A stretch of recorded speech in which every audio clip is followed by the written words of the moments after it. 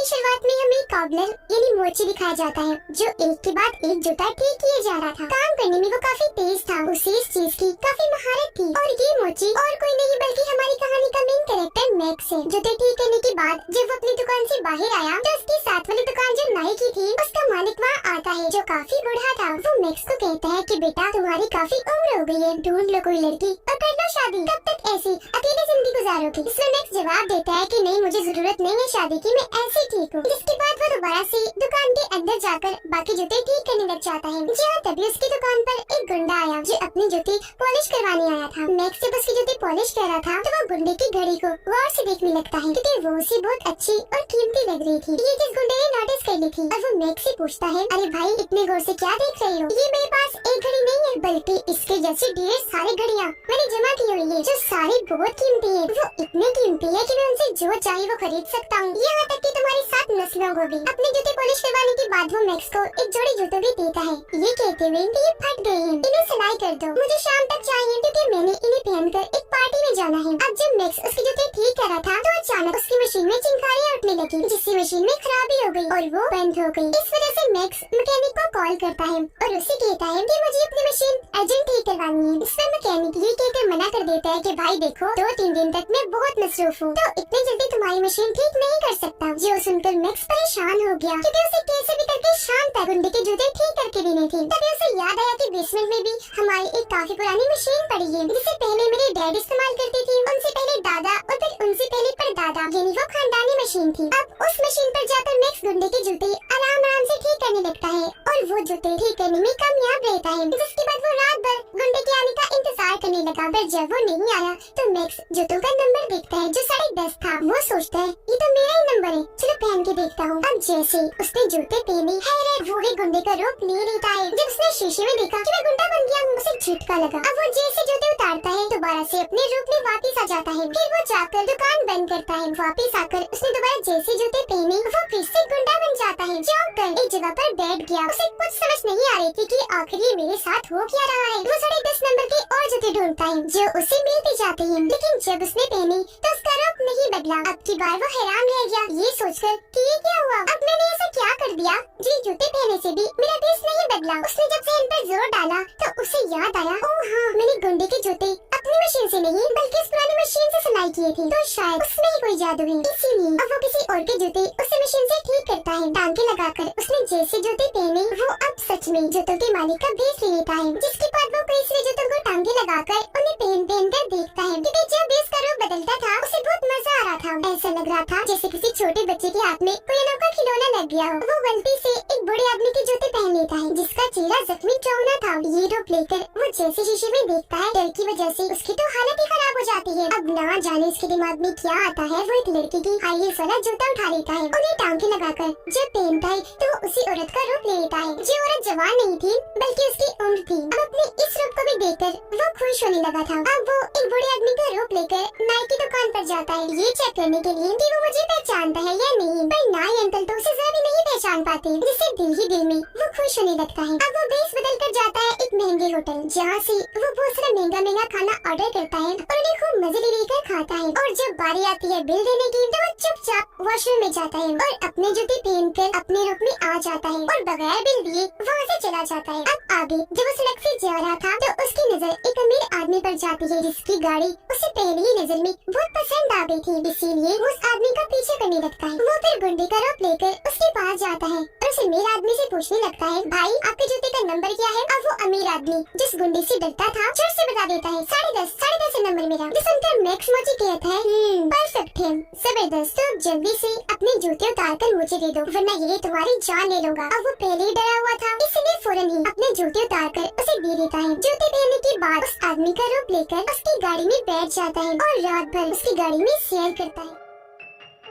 मस्ती से गाड़ी चलाता है क्योंकि उसे बहुत मजा आ रहा था। इस वजह से भी वो खुश था क्योंकि अब से पहले वो तो बस आम लोगों के जूते ही पहन चुका था। आगे वो अपने घर जाता है जहाँ वो उसकी बूढ़ी माँ को देखते हैं, जिनसे वो बहुत प्यार करता था, पर आजकल बेचारी बहुत बीमार रहने लगी थी, बिस्तर पर ही पड़ी रहती है। वो अपनी मॉम से पूछता है कि माँ, अगर जिंदगी में आपको किसी जैसा बनने का मौका मिलता तो आप क्या बनती? इस पर उसकी मॉम जवाब देती है, कुछ भी नहीं बेटा, मैं तुम्हारी माँ बनकर ही खुश हूँ। लेकिन अगर ऐसा मुमकिन होता तो मैं आखिरी बार तुम्हारी डैड की शादी नहीं करना पसंद करती, लेकिन क्योंकि तुम्हारी डैड तो मर चुकी है, तो ये चीज तो मुमकिन ही नहीं। अगले दिन मैक्स जो अपनी दुकान पर था, तो एक बहुत ही खूबसूरत लड़की उसकी दुकान पर आती है अपने दोस्त के जूते ठीक करवाने के लिए। मैक्स उसे देखता ही रह गया, फिर कहता है, मैम आप बिल्कुल भी परेशान मत होइए, मैं इन जूतों को एकदम फिट करके रख दूंगा, वो भी बहुत थोड़े ही टाइम में। फिर शाम को लड़की की दोस्त के जूते ठीक करके वो उन्हें खुद ही पहन लेता है और उसके दोस्त का रूप लेकर लड़की के घर पहुंच जाता है, जहाँ वो वॉशरूम में नहा रही थी। तब वो भी अंदर घुस जाता है। अब तभी मैक्स को याद आता है कि अगर ये जूता गलती से भी उतर गया और लड़की ने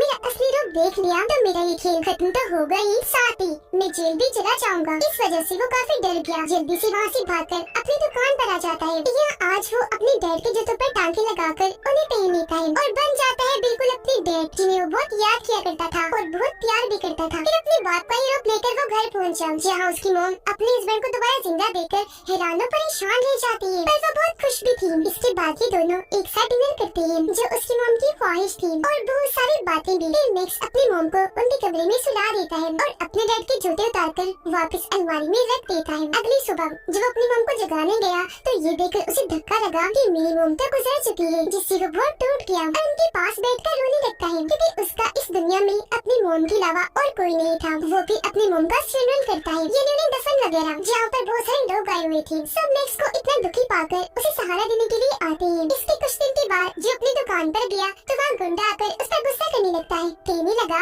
भाई तुम्हारे साथ मसला क्या है? मैं पिछले एक हफ्ते से तुम्हारी दुकान के चक्कर काट रहा हूँ, पर हमेशा दुकान बंद होती है, कहाँ थे तुम? और मेरे जूते कहाँ हैं? ठीक भी किए या नहीं? जिसमें मैक्स जवाब देता है, भाई वो दरअसल मेरी मॉम की मौत हो चुकी थी, इसलिए मैं दुकान नहीं खोल पा रहा था। गुंडा बोला, तो ये बात है, अफसोस हुआ सुनकर, पर अब जल्दी कर मेरे जूते दे। मैक्स बोला, अच्छा तो पहले वो पर्ची दो जो मैंने तुम्हें रसीद के तौर पर दी थी। गुंडा कहने लगा, पर्ची? कौन सी पर्ची? मेरे पास कोई पर्ची वर्ची नहीं है। मैक्स कहते हैं, तो फिर ठीक है, अगर पर्ची नहीं है तो फिर जूते भी नहीं है। ये सुनकर तो गुंडे को बहुत गुस्सा आ जाता है, इसीलिए मुझे धमकाने लगा कि बच्चों अगर तो कल तक मेरे जूते ना मिले तो तुम्हें भी मार कर तुम्हारी माँ के पास भिजवा दूंगा, फिर वहाँ बैठ कर बनाते रहना ये पर्ची वर्ची। ये कहने के बाद वो यहाँ से चला जाता है। उसके इस बर्ताव पर मैक्स को बहुत गुस्सा आया, इसीलिए वो अपने कस्टमर का रूप लेकर उसका पीछे करने लगता है। अब वो हमेशा अपने पास लुंगी जूते रखता था, इसलिए बार बार बेस बदलकर उसका पीछे करने लगा ताकि गुंडे को उस पर शक न हो। पीछा करते करते उसे पता चला कि ये गुंडा तो बहुत ही खतरनाक इंसान है, जो लोगों से मारपीट करके जबरदस्ती पैसे वसूल करता है। अब आगे जब गुंडा किसी काम के सिलसिले में फांसी जाता है तो मैक्स उसका रूप लेकर उसके घर में घुस जाता है, जहाँ उसे गुंडे की दोस्त मिलती है, जो उस पर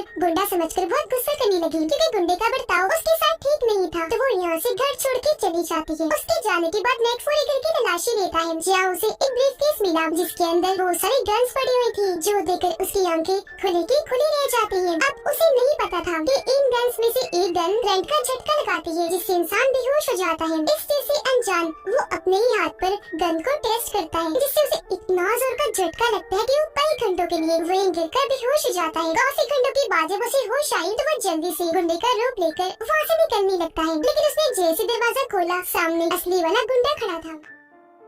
अब अपने बेरुखी को अपने ही घर में पाकर उसे बहुत बुरा लगा। उसे हैरत तो हुई, लेकिन वो उस पर झपट पड़ता है, उसे बहुत सारे मुक्के मारता है और जान से मारने की कोशिश करता है, पर उससे पहले ही एक झटके वाली गन से उस पर शूट करता है। गुंडे को भी जोरदार झटका लगा, जिससे वो वहीं गिरकर बेहोश हो जाता है। इस चीज का फायदा उठाकर मैक्स जल्दी से उसे रस्सियों की मदद से बांध देता है। आगे जब गुंडे को होश आई तो वो अपने सामने एक बच्चे को पाता है, जो जाहिर है और कोई नहीं बल्कि मैक्स ही था। वो गुंडे से कहता है कि देखो भाई, मैं तुम्हें कोई नुकसान नहीं पहुंचाऊंगा, तो मुझे बस इतना बता दो कि वो तुम्हारी महंगी महंगी घड़ियां कहाँ रखी है। इस पर गुंडा हंसने लगा, ये कहते हुए कि मैं तो नहीं बताऊंगा, और हाँ बस मुझे यहाँ से निकलने दे, फिर देखना मैं तुम्हें चाह से मार डालूंगा। मैक्स हंसते हुए बोलता है, पागल हो क्या? तुम रस्सियों में बंधे हुए हो, मुझे मारने के लिए तुम्हें पहले इन रस्सियों से आजाद होना पड़ेगा। जिसके बाद वो उस औरत का रूप लेकर दोबारा से गुंडे के पास आया और उसे धमकाने लगता है कि जल्दी बता दो वो घड़ियां कहाँ रखी है, वरना मैं तुम्हारा वो हाल करूंगा कि तुम याद रखोगे। इस धमकी से गुंडा थोड़ा घबरा गया, इसीलिए उसे घड़ियों का पता बता देता है कि वो कहाँ है। घड़ियां लेने के बाद मैक्स वहाँ से जाने ही वाला था कि तभी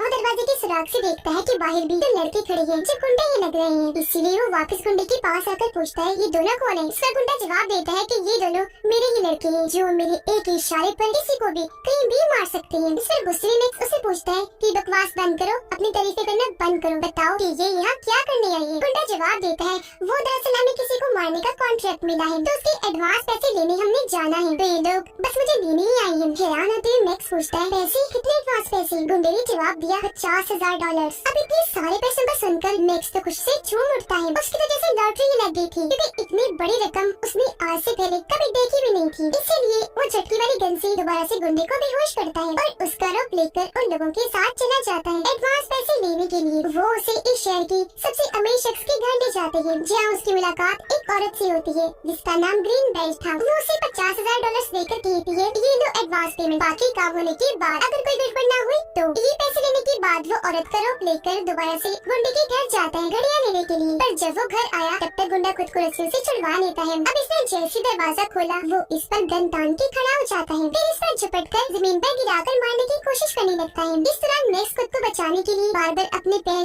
जमीन पर पटक रहा था, जिससे उसका एक जूता निकल गया और बस ऐसा होते ही वो अपने असली रूप में आ जाता है। उसे देखकर गुंडा एकदम हैरान रह गया, उसे झटका लगा, ओह ये क्या? पर जब मैक्स ने वहाँ से भागने की कोशिश की तो गुंडा उसे दोबारा से पकड़ लेता है और फिर से मारने की कोशिश करने लगा। पर खुद को छुड़वाने के लिए मैक्स अपने सैंडल की हाई हील से उस पर हमला करता है। हाई हील गुंडे की गर्दन में घुस गई, इससे वो वहीं गिर गया। उसका गला फट गया था, जिसमें से बहुत सारा खून आने लगा और यहीं पर गुंडे की मौत हो जाती है। अब ये देखकर मैक्स काफी परेशान रह गया। वो डर भी गया था, क्योंकि आज से पहले उसने इतना बड़ा गुनाह नहीं किया था। वो वहाँ से भाग जाता है, घबराहट में घड़ियां पैसे भी वहीं भूल गया था। घर जब आया तभी उसे सुकून नहीं आ रहा था, उसे दुख हो रहा था। इसीलिए खुद ही को इस चीज की सजा देने के लिए वो पुलिस स्टेशन पहुंचा, जहाँ पर वो ऑफिसर्स को सारी बात बताकर खुद को उनके हवाले कर देता है। लेकिन जब पुलिस वाले उसके साथ गुंडे के घर आए तो वहाँ लाश तो दूर की बात, उसके खून का हल्का सा निशान भी नहीं मिलता और तो पैसे और घड़ियां भी वहाँ से गायब हो चुकी थी। जो सब देखकर मैक्स काफी हैरान और परेशान रह गया कि ये क्या हो गया। अब ये देखकर पुलिस को गुस्सा आया, क्योंकि उन्हें लग रहा था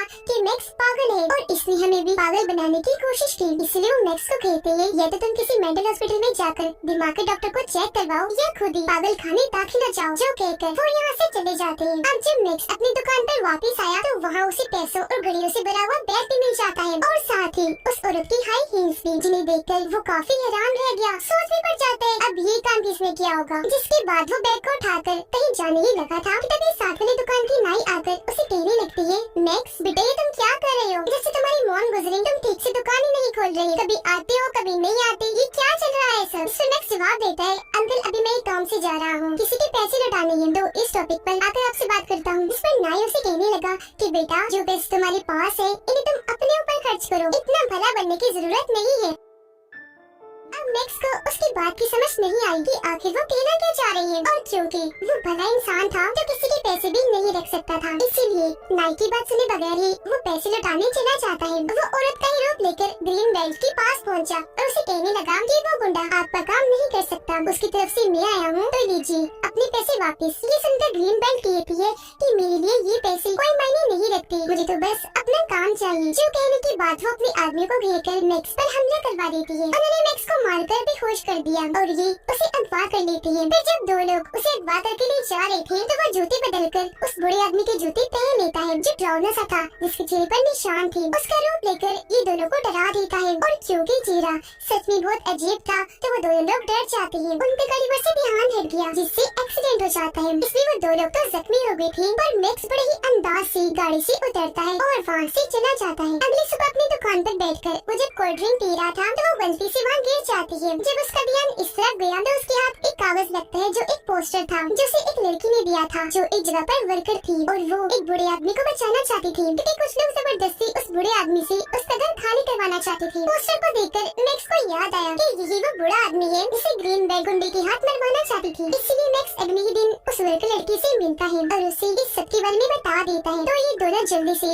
उस बुरे आदमी के पास पहुँचे, उसे इस सब के बारे में आगाह करने के लिए। वो बुरा आदमी इन्हें अंदर बुलाता है, कहने लगा कि तुम दोनों का बहुत बहुत शुक्रिया, अच्छा किया जो तुमने मुझे बता दिया कि कुछ लोग मुझे मारना चाहते हैं, लेकिन हाँ कुछ भी हो जाए मैं ये घर खाली करने वाला नहीं हूँ, क्योंकि मैं यही पला बड़ा हूँ। इस घर में मेरी यादें हैं, तुम मरूंगा भी मैं इधर ही। अब नेक्स्ट को एक आइडिया आता है। वो बूढ़े आदमी से पूछने लगा, अंकल आपको किस नंबर का जूता आता है? तो वो बताने लगा कि 10:30 बेटा। फिर नेक्स्ट सोचता है परफेक्ट प्लान है, और अगले ही दिन बूढ़े आदमी का जूता पहनकर उसका बेस बदलकर ग्रीन बेल्ट से मिलने जाता है। उसे कहने लगा कि मैं घर खाली कर दूंगा, पर उसके बदले मुझे $1,00,000 चाहिए। अब ये डील काफी अच्छी थी, जिसके लिए ग्रीन बेल्ट मान जाते हैं। इसलिए अगले ही दिन उसके आदमी उस तक $1,00,000 पहुँचा देते हैं। वो सारे पैसे नेक्स्ट बूढ़े आदमी को दे देता है, जिन्हें लेकर अगले ही दिन वो अपने बेटे से मिलने निकल जाता है। फिर ग्रीन बेल्ट बूढ़े आदमी के घर को चेक करने जाती है कि वो घर खाली करके गया है या नहीं। वो जब वहाँ पहुँची तो बूढ़ा आदमी वहीं बैठा हुआ था, और हम जानते हैं कि और कोई नहीं बल्कि मोची मैक्स है। ग्रीन बेल्ट उसे कहती है, जब तुम्हारे पैसे मिल गए हैं तो तुम ये घर खाली करके क्यों नहीं गए? वो हैरान होते हुए कहने लगे, क्या कहा? पैसे? मुझे कोई पैसे नहीं मिले, और अब तो मैं ये घर बिल्कुल भी खाली करके नहीं जाऊंगा। जो सुनकर ग्रीन बेल्ट को गुस्सा आ जाता है, इसलिए वो कहती है, चुपचाप ये घर खाली कर दो, वरना तुम्हारी उम्र तो पहले ही काफी हो गई है। मैं तुम्हें मार डालूंगी, कुछ भी पता नहीं चलेगा तुम्हारा, जिसके बाद तुम्हारी बेटी को भी मार दूंगी। अब उसकी धमकी सुनकर पीछे से एक रिपोर्टर कैमरा के साथ बाहर आता है, जिसे देखकर ग्रीन बेल्ट काफी चौंक जाती है। अब उसे मजीद गुस्सा दिलाने के लिए मैक्स उसे आंख मार देता है। बस फिर क्या था, ऐसा होते ही ग्रीन बेल्ट गुस्से में और भड़क गई, उसे मारने के लिए आगे बढ़ी। जहाँ इस सब को कैमरे में रिकॉर्ड करके टीवी पर चलाया जाता है, जिससे ग्रीन बेल्ट को गिरफ्तार कर लिया जाता है धांधली करने के जुर्म में। अगले दिन जब अपनी दुकान पर था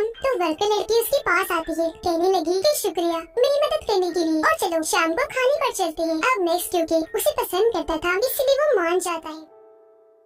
गुंडे की दोस्त नाराज थी, तो उसे मनाने के लिए वो गुंडे का रूप लेकर उसके दोस्त के घर गया, और उसे वो महंगी घड़ियां गिफ्ट के तौर पर देता है ताकि वो मान जाए। ये करके जब वो वापस आ रहा था तो कुछ लोग उसे असली वाला गुंडा समझकर अगवा कर लेते हैं और अपने साथ लेने जा रहे थे, पर तभी उनकी गाड़ी का एक्सीडेंट हो गया, जिसमें मैक्स भी बेहोश हो जाता है। और जब उसकी आँख खुलती है तो वो खुद को नाई अंकल की दुकान पर पाता है, जो उसे एक ताकतवर चीज मुरब्बा देते हुए कहते हैं कि बेटा ये खा लो, थोड़ा सा खा लो बेशक। इसे मैक्स कहता है, नहीं अंकल मुझे नहीं खाना, मुझे पसंद नहीं है। नाई कहता है, बेटा जिद ना करो, थोड़ा सा ही खा लो, क्योंकि जिस तरह तुम बार बार एक जिस्म से दूसरे जिस्म में जा रहे हो ना, ये तुम्हारी जान के लिए खतरा है, तब ये मुरब्बा ही तुम्हारे काम आ सकता है। ये सुनकर मैक्स काफी हैरान रह गया। उसे पूछता है, क्या मतलब है आपका? आपको कैसे पता कि मैं एक जिस्म से दूसरे में जाता हूँ? फिर वो कहने लगा, तुम्हें क्या लगता है बेटा, मैं सिर्फ नाई हूँ और ये बस लोगों के बाल बनाता हूँ? नहीं, मैं भी एक मोची हूँ और तुम्हारे जैसे काम करता हूँ। ये कहकर वो जूते उतारते हैं और वापस अपने असली रूप में आ जाते हैं, जो और कोई नहीं बल्कि मैक्स की डैड थी, जिन्हें देखकर मैक्स को अपनी आंखों पर यकीन नहीं आता। वो चौंक जाता है क्योंकि उसकी डैड जिंदा थी, जो सालों से नाई का रूप लेकर मैक्स की साथ वाली दुकान पर काम करते थे। इन्होंने ही गुंडे की लाश को वहाँ से गायब किया और पैसों घड़ियों से भरा हुआ बैग मैक्स की दुकान पर लाकर रख दिया, ताकि उनके बेटे पर कोई मुसीबत न आए और वो इन पैसों घड़ियों से अमीर बन जाए। जब भी तो नाई के रूप में उन्होंने कहा था कि तुम इन पैसों को अपने लिए खर्च करो। अपने डैड को जिंदा पाकर वो बहुत खुश हो गया और फौरन उनके गले से लग जाता है, पर थोड़ी ही देर के बाद उसे उन पर गुस्सा भी आने लगा, इसलिए वो पूछ लेता है, क्या आपको कभी मेरी